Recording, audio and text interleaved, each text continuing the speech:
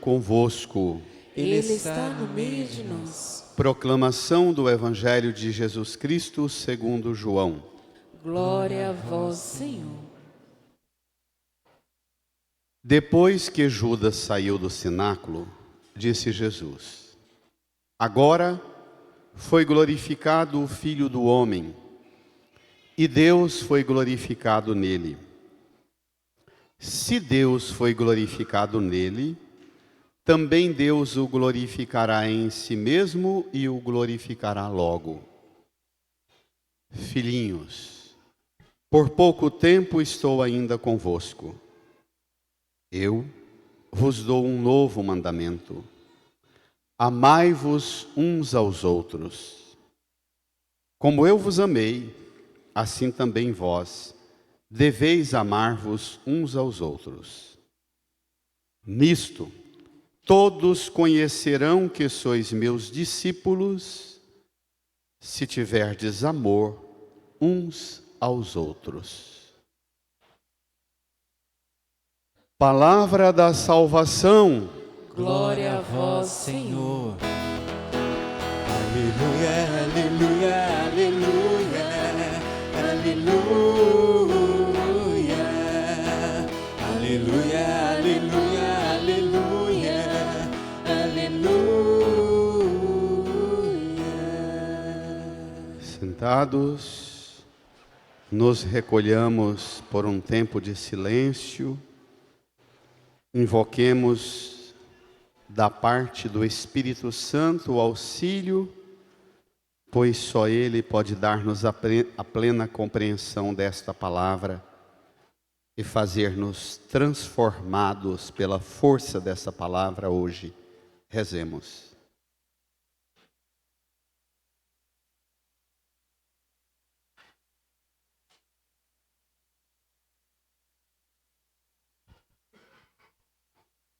Amém. Queridas irmãs e irmãos, estamos caminhando para um dos mistérios da Páscoa, que vamos celebrar daqui 2 semanas, a volta de Jesus para junto do Pai, a ascensão do Senhor. Hoje e domingo que vem, Ele dirige aos discípulos um ensino, e a nós, que nos prepara para esta realidade nova. Jesus morreu, ressuscitou, voltou para junto do Pai. Nós celebramos isso e achamos bonito e pleno esse mistério.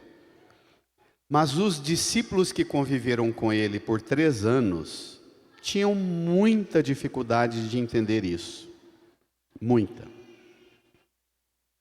Jesus, consciente dessa dificuldade dos discípulos, começa a preveni-los e a preparar para que eles acolham as outras formas de presença pelas quais Ele se fará junto da igreja, junto de nós, aqui em nossa existência.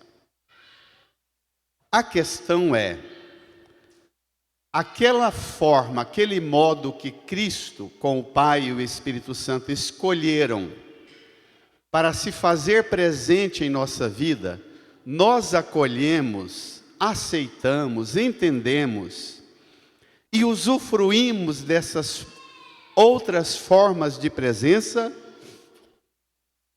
ou a gente é escravo de fantasias religiosas, de idealizações religiosas, escravos de expectativas religiosas, e tudo que Deus faz por nós sempre parece pouco. Essa é a questão. Repito, nós acolhemos o modo pelo qual Cristo quis se fazer presente em nossa vida, ou nós negamos, como vamos ver agora. Tome aí no seu folheto, número 11, o Evangelho de João. um texto breve, apenas 4 versículos inteiros e parte de 1. Estamos no capítulo 13, a partir do versículo 31 de João. Esta cena que acontece ocorre imediatamente após Jesus tomar com os discípulos a última ceia, que para nós é a instituição da ceia eucarística. Ele, portanto, já escolheu um modo de presença, um dos modos de presença. A presença pelo pão e o vinho, repartidos na celebração da ceia do Senhor, no domingo, o dia do Senhor. Ele se faz presente pela Eucaristia e pela caridade. Ele lavou os pés dos discípulos. 2 modos de presença. Ainda tem o ensino dele, que é o que a gente chama a sua palavra. Presente pela palavra, presente pelo sacramento, presente pela prática da caridade. 3 modos de presença real que Cristo escolheu para se fazer junto de nós, da sua igreja aqui. Mas isso nunca foi e nem sempre é tranquilo. Vamos lá? E começa o texto assim: depois que Judas saiu do cenáculo, disse Jesus: toda a igreja, agora foi glorificado o Filho do Homem, e Deus foi glorificado nele. Esperem lá. Judas saiu do cenáculo, tomou a ceia, foi lavado os pés, mas isso não convenceu Judas. Ele já tinha decidido e já tinha combinado com os sumos sacerdotes vender Jesus por 30 moedas. Judas, que havia reivindicado que era um desperdício Maria lavar os pés de Jesus com um perfume caro, nardo puro, que valia 300 moedas, vende Jesus por 10% do perfume, 30 moedas. E se recusa a aceitar Jesus no modo com que Jesus se apresenta a nós, no modo com que Cristo escolheu Ele mesmo se fazer presente na vida dos seus. A ceia, a palavra, a caridade, o lava-pés. Judas saiu. Judas saiu porque ele deixou tudo e seguiu Jesus por 3 anos. Judas deixou tudo para seguir Jesus por 3 anos, mas ele não assimilou de Jesus os ensinos de Jesus. Ele considerava Jesus um fora da realidade. As expectativas que Judas passou a cultivar na mente e no coração dele, que ele recebeu da cultura, da tradição, dos costumes, da religião judaica, das expectativas messiânicas populares que o povo desenhou ao longo de 1800 anos, 1850, desde Abraão e Sara. Judas achava que a ideia que ele tinha do Messias que Deus iria mandar era mais importante do que o próprio Deus entrando na história e apresentando-se a nós como Jesus o fez. E Jesus ainda vem com uma apresentação de fracasso. Ele anuncia que vai sofrer, vai ser rejeitado, vai ser morto na cruz e ressuscitar. Judas diz: não é esta a ideia e expectativa que eu tenho do Messias, que eu herdei da cultura, da religião, da piedade popular. Eu fico com a minha expectativa e eu rompo. Levantou-se da mesa, abandonou Jesus e abandonou a igreja.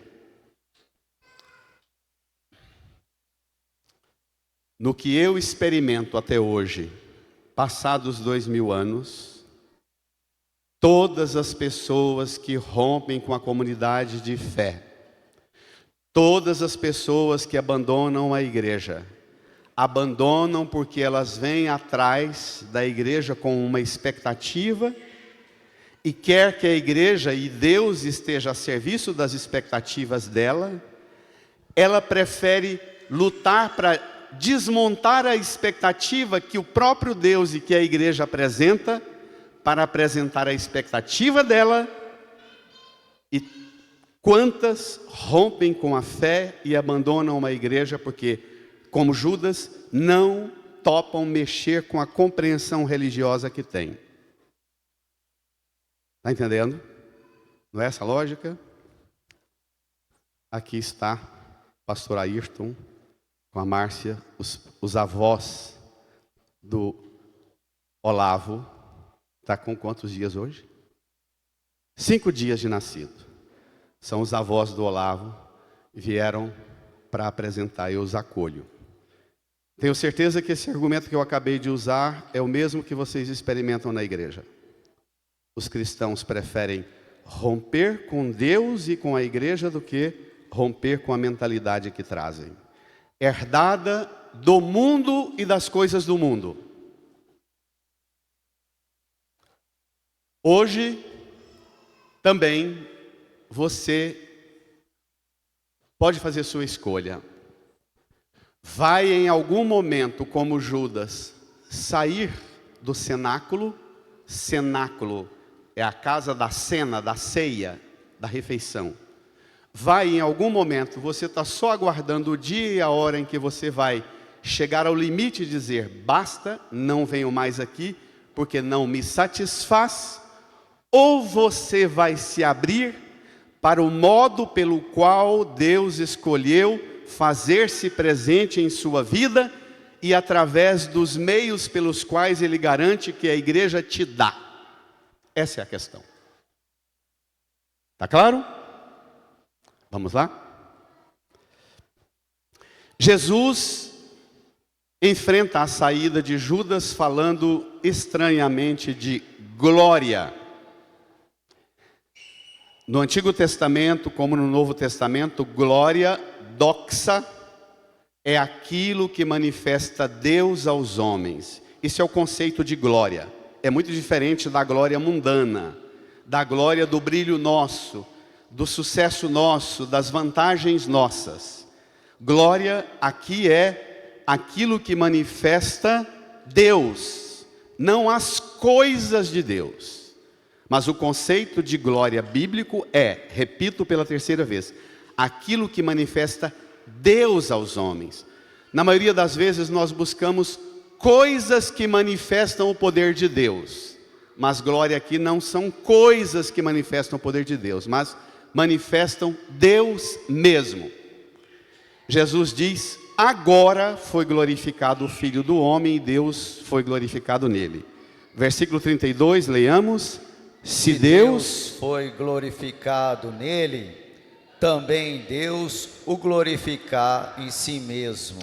Por 5 vezes, e continua, e o glorificará logo. Por 5 vezes o verbo, a variação do verbo glorificar. A manifestação de Deus, e não das coisas de Deus, e não das ideias de Deus, e não das opiniões sobre Deus. E não se ofendam, e nem dos milagres que vêm de Deus, mas Ele mesmo, Ele, a face dEle. Jesus diz que, chegando o pior momento de seu enfrentamento na sua missão neste mundo, a traição de um apóstolo que sai do cenáculo, aproxima-se o momento, Judas vai voltar com o destacamento militar do Império Romano, com a guarda do templo, a guarda dos sumos sacerdotes, vai dar o beijo em Jesus e entregá-lo à prisão e o desfecho da paixão amanhã, na sexta-feira. Jesus vê Judas sair e fala de glória. O Evangelho de João foi escrito lá pelo ano 100, João, quando escreveu o seu evangelho, ele já percebia que no meio cristão havia alguns desvios, como os movimentos gnósticos, as muitas visões supersticiosas de Deus, esses conjuntos de ensinamentos e saberes inspirados em fantasias e delírios religiosos das culturas, dos povos e das pessoas. João escreve o seu evangelho rigorosamente apresentando uma lógica coerente com a revelação bíblica do Antigo Testamento para dizer que Jesus não é um mito, não é uma fantasia, não é uma ideia gnóstica, um conjunto de conhecimentos e saberes religiosos, espirituais, místicos e míticos. João corrige esses desvios e corrige também uma ideia muito equivocada que já no cristianismo nascente se disseminava entre os cristãos: a glória de Deus manifestada na ressurreição. O Evangelho de João, dos primeiríssimos versículos no prólogo de João até o final do Evangelho, João escreve o seu Evangelho com insistência para corrigir esse desvio de uma visão fantasiosa da ressurreição de Jesus, unindo e aproximando. O Cristo glorioso ressuscitado é o mesmo Cristo rejeitado e pregado na cruz. João vai escrever, portanto, uma teologia da glória da paixão e dizer que na paixão do Senhor se faz presente a glória da ressurreição e na ressurreição se faz presente a glória da paixão. É em João que Jesus aparece ressuscitado, mostra as mãos e o lado e depois dá a Tomé a oportunidade de enfiar o dedo no lado atravessado. Glória da paixão, glória da ressurreição. Jesus está falando, portanto, de uma glória que ultrapassa todas as compreensões das glórias deste mundo. É a esta glória que nós devemos nos mirar. Esta glória que ao mesmo tempo aponta-nos à realidade da escatologia cristã.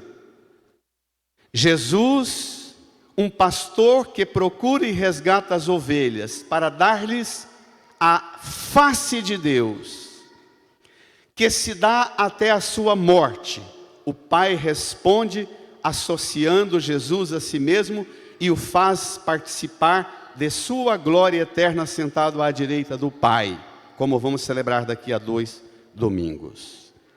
A partida de Jesus para o Pai, portanto, fará não com que Jesus desapareça, mas partir e sentar à direita do Pai é parte para continuar presente.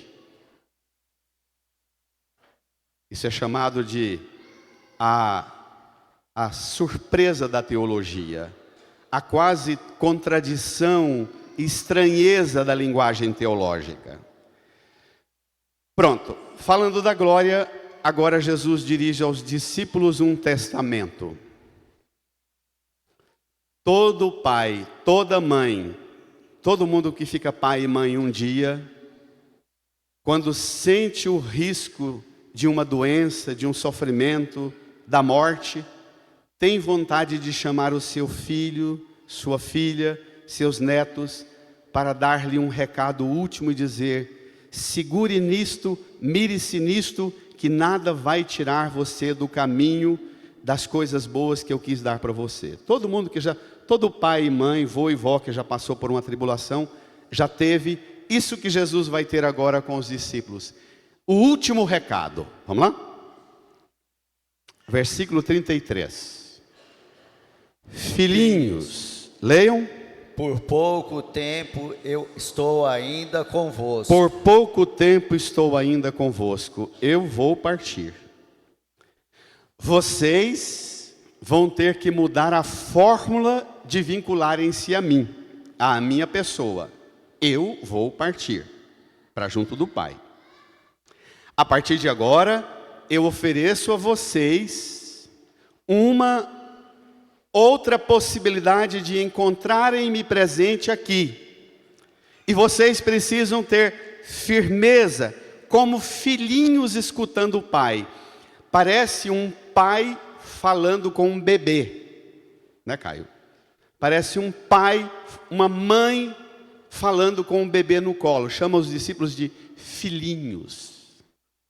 Por pouco tempo eu estou ainda convosco. Ele já disse que estará presente na ceia. Tomai e comei, isso é meu corpo. Tomai e bebei, isso é meu sangue, que é dado por vós e por todos para a remissão dos pecados. Façam isso em memória de mim.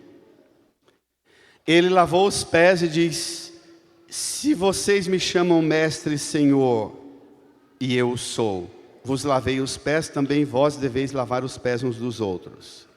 Presente na Eucaristia, presente na caridade do lava-pés, e agora ele manifesta-se numa outra forma de presença. Vamos lá? Versículo 34. Eu vos dou um novo mandamento: amai-vos uns aos outros. Brada. Como eu vos amei, assim também vós deveis amar-vos uns aos outros. Esperem, por favor. Eu vos dou um novo mandamento. Novo. Jesus está cancelando os antigos mandamentos da lei? Não. Uma pregação maravilhosa de Bento XVI.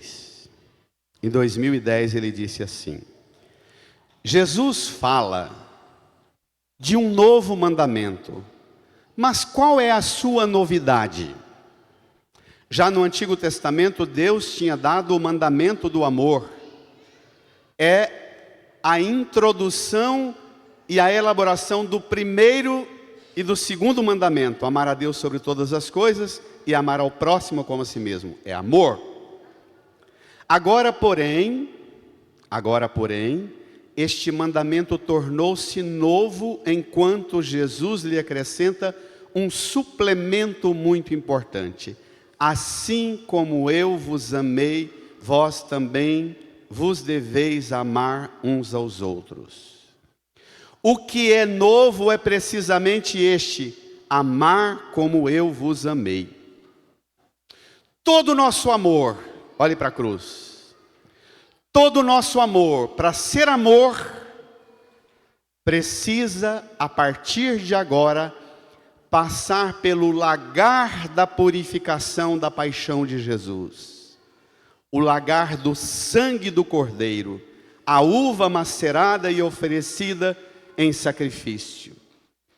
Todo o nosso amor é precedido pelo seu, refere-se a este amor, insere-se neste amor, e o nosso amor só se realiza precisamente se for através deste amor.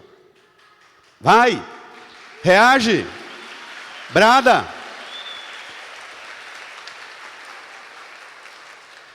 O problema é que nós trazemos culturalmente, já pré-fabricado pelo mundo, pela sociedade, pela cultura, pela arte, pelo cinema, literatura, pelas piadas, pela linguagem comum, nós já trazemos uma noção de amor.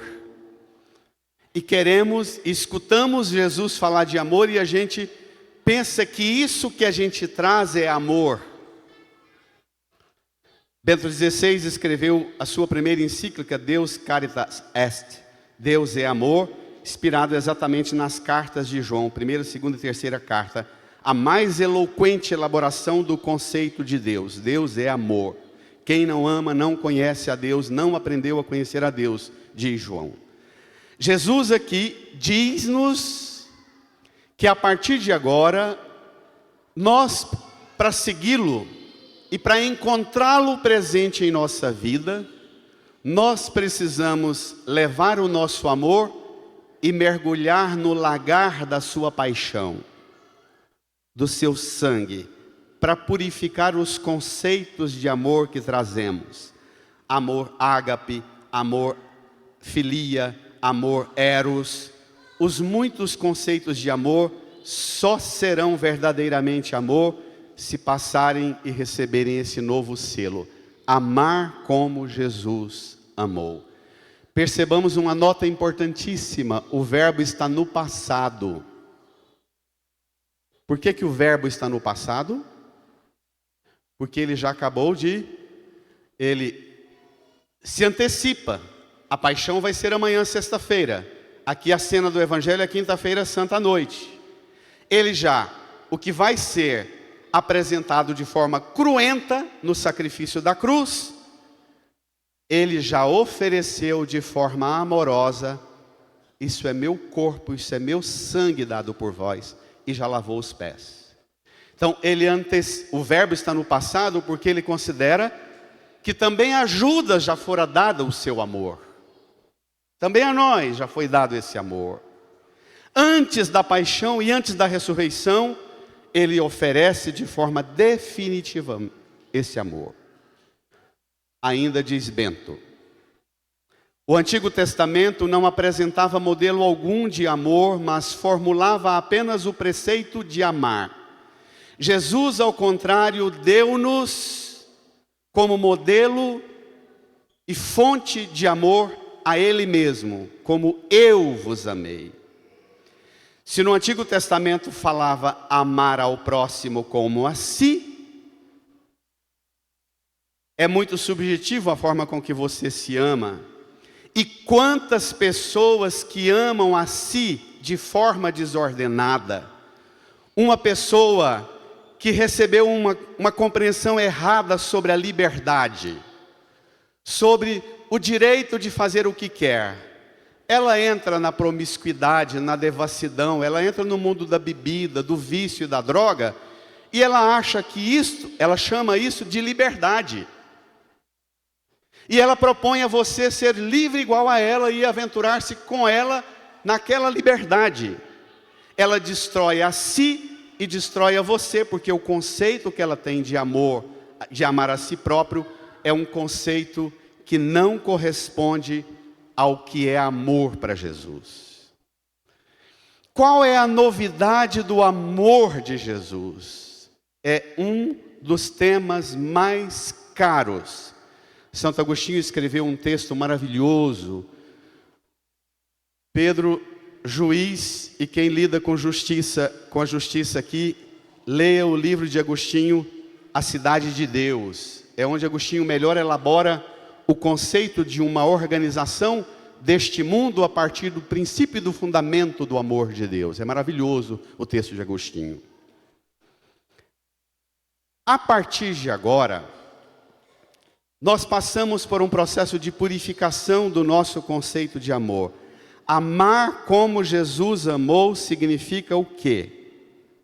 Olhe para a cruz. Amar, o mandamento é novo por 3 razões. Porque é critério para entrar nessa comunidade de fé e na comunidade futura, o céu, a Jerusalém que desce do alto. É mandamento novo porque chama os discípulos à humildade, a coragem da deposição do si mesmo.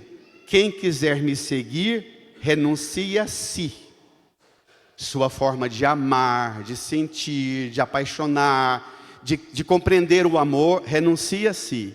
Renuncie às ideias, os conceitos, os preconceitos, as fórmulas que te domesticaram de forma religiosa como Judas.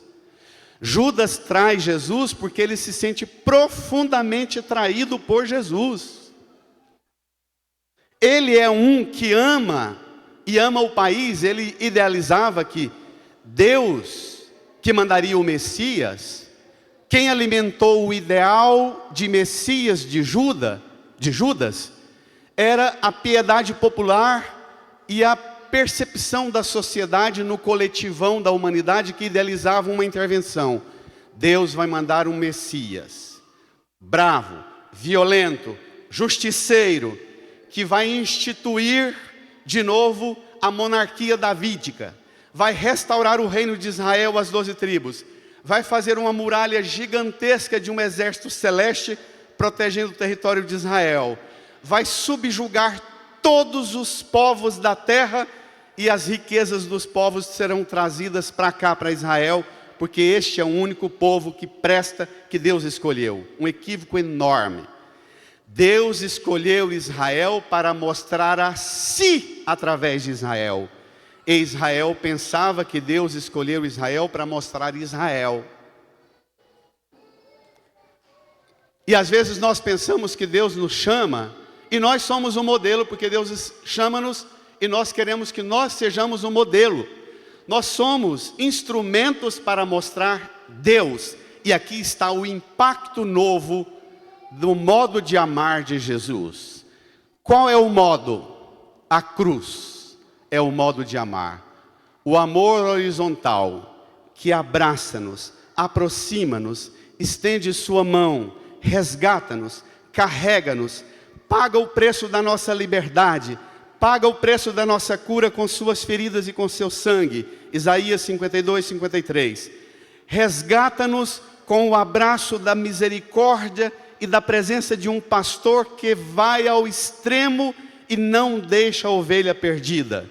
Mas não resgata-nos para nós mesmos, é estranho o que eu vou falar, e nem para Ele mesmo.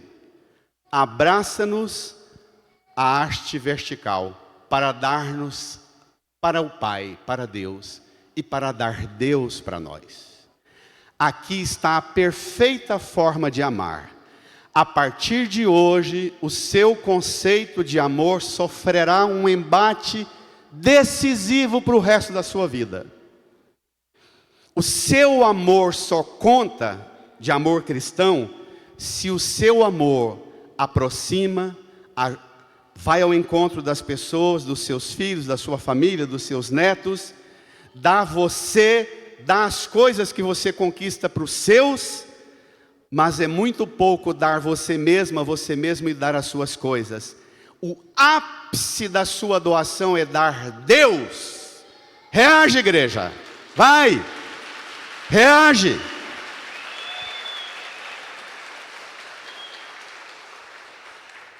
Nós podemos dizer sem nenhum medo, a partir de agora, o único e verdadeiro amor que conta, e todas as formas de amor só serão amores cristianizados e cristificados, passados pelo lagar do amor de Cristo, se no seu modo de amar, o ápice do seu amor é dar Deus para o outro. Esta semana saiu, como todos os anos, a pesquisa estatística das 100 cidades mais felizes do mundo para viver. Quando você vai pesquisar quais são as características dessas cidades que faz os cidadãos de lá considerarem-se os mais felizes do mundo, pasmemos, uma característica comum a todas essas cidades é que todas elas têm o mais alto índice de pessoas que se declaram de religião nenhuma. Tem algumas, como na Suíça, que beira 40% da população que diz que não tem religião nenhuma. E um punhado enorme, que passa sempre dos 50%, que dizem que se consideram cristãos, mas igreja nenhuma. Então, Deus sim, religião não, Jesus sim, igreja não. Por quê?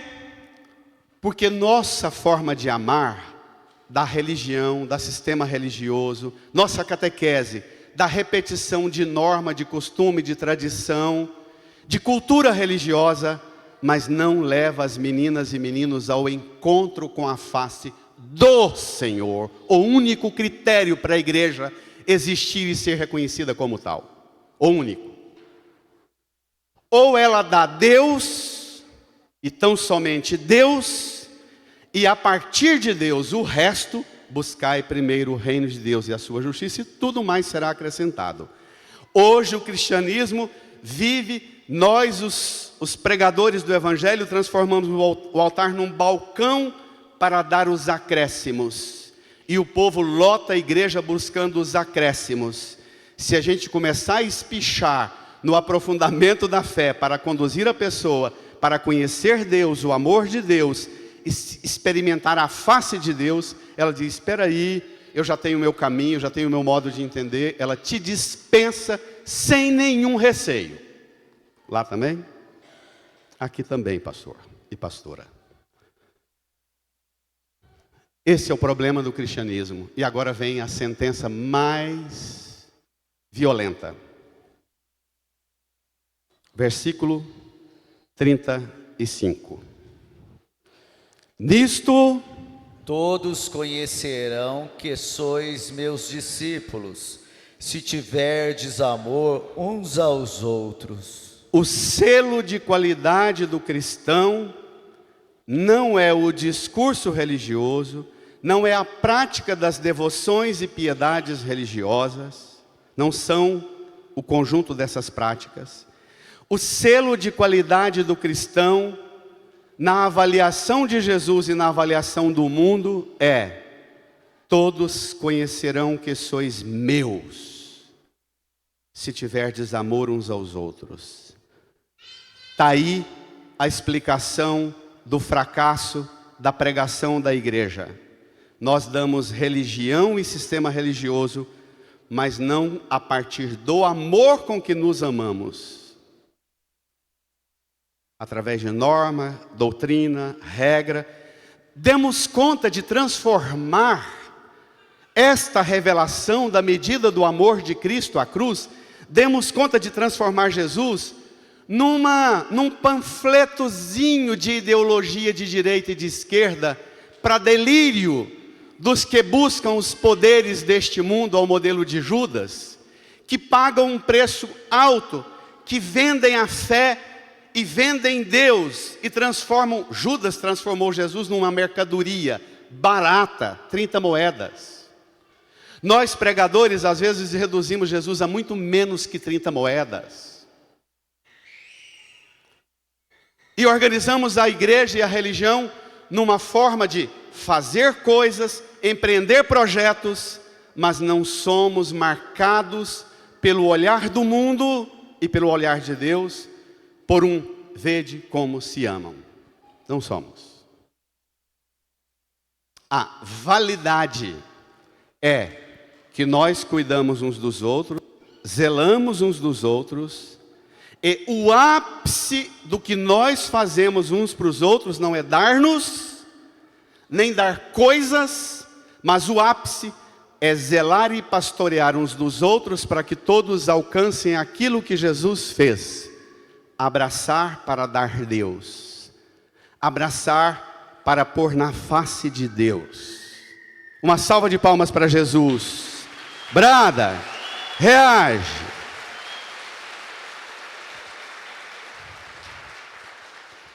Enquanto não houver amor, não haverá conhecimento de Deus. Nisto todos conhecerão que sois meus. Conhecimento do que é a igreja, se tiver amor. O critério é o do amor. O amor da cruz. Renuncie a si, tome sua cruz, ame como eu amei. A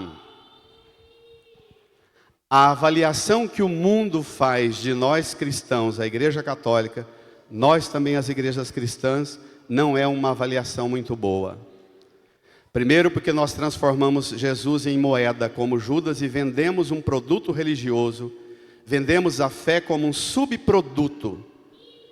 Buscai primeiro o reino de Deus e a sua justiça. A justiça do reino de Deus é a justiça da cruz. É a única justiça que dá Deus. A justiça do mundo, Pedro, a justiça do mundo é dar ao outro o que por direito é dele. a justiça da cruz é dar Deus e devolver-te para Deus, de onde você nunca deveria ter se perdido. Reage, igreja, vai!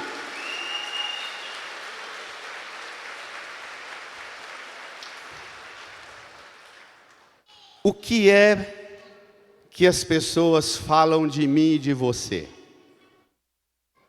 Da nossa forma de amar. O que seus filhos e netos, genros e noras, seus vizinhos, meus vizinhos, como é que nós somos tratados no modo nosso de relacionar uns com os outros? É um momento de você enfrentar aquilo que Paulo e Barnabé dizem na leitura dos Atos dos Apóstolos, capítulo 14, verso 22. É preciso que passemos por muitos sofrimentos para entrar no reino de Deus. Esse sofrimento aqui não é fazer jejum até ficar passando mal. Esse passar por muitos sofrimentos não é arrumar um chicote e ficar chicoteando-se, não. Ou ficar de joelho até ferir o joelho, não. Esse sofrimento aqui é porque eu estou amando como Jesus amou, eu também vou ser perseguido, rejeitado e provavelmente até morto. É esse o sofrimento. É porque estou amando igual Jesus amou. Eu tenho a impressão que, desculpe falar assim, os nossos sofrimentos aqui ainda não é porque nós estamos amando como Jesus amou. Os nossos sofrimentos é porque nós estamos exatamente não amando como Ele amou.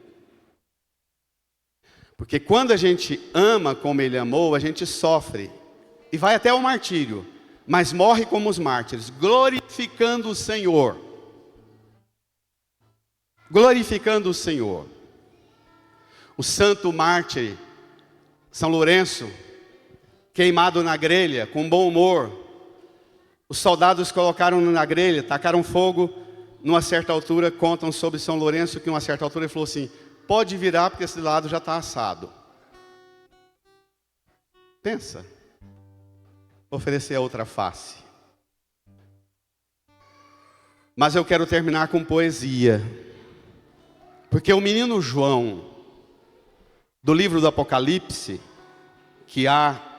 existem muitos estudiosos que pensam a possibilidade do mesmo autor do Evangelho de João e das cartas de João serem o João do Apocalipse, é um adolescente, aquele menino que não tem nome, que está recostado sobre o peito de Jesus na noite da ceia. Ele foi perseguido e feito presidiário num presídio de segurança máxima na ilha de Creta. Enquanto está preso, ele sente a mão de Deus tocá-lo, elevá-lo para o alto. E ele diz: eu vi um novo céu e uma nova terra. O primeiro céu passou, a primeira terra passaram. O primeiro céu e a primeira terra passaram. E ele diz: numa ilha de segurança máxima, de mar revolto e violentíssimo como essa região da Grécia, sem árvore, sem alimento, sem água potável, João, no extremo do sofrimento e da perseguição, ele diz: eu vi, o primeiro céu, a primeira terra passaram e o mar já não existe mais. Pensa nessa poesia do místico.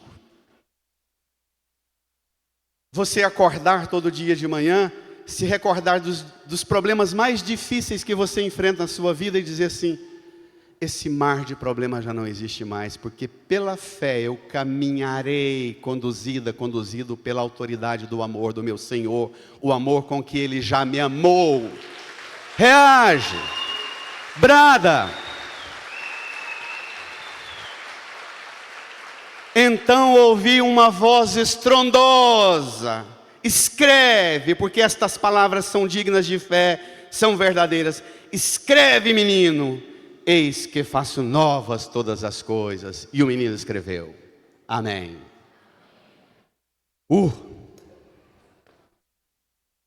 Incline a sua cabeça.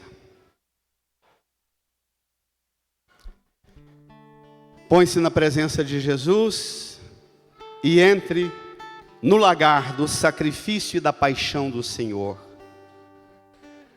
Entre no tanque do sumo da uva macerada na cruz. Mergulhe as suas formas de amar. Formas de amar às vezes bonita, perfeita, que dá você e dá as coisas que você conquista para os seus.